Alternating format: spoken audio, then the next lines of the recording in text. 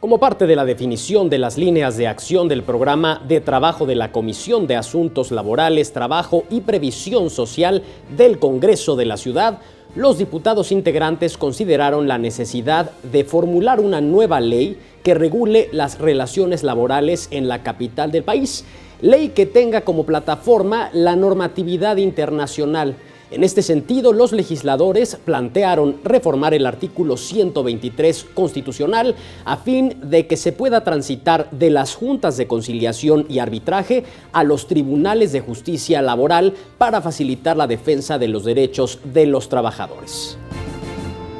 Parte de la segunda caravana de migrantes centroamericanos arribó este lunes a la Ciudad de México después de un viaje de entre 4 y 6 horas desde la ciudad de Puebla.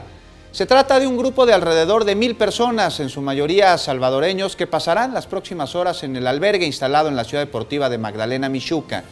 Los migrantes fueron llegando en grupos de aproximadamente 50 personas, pues no han contado con apoyo de autobuses para trasladarse a los puntos de descanso como sucedió con la primera caravana.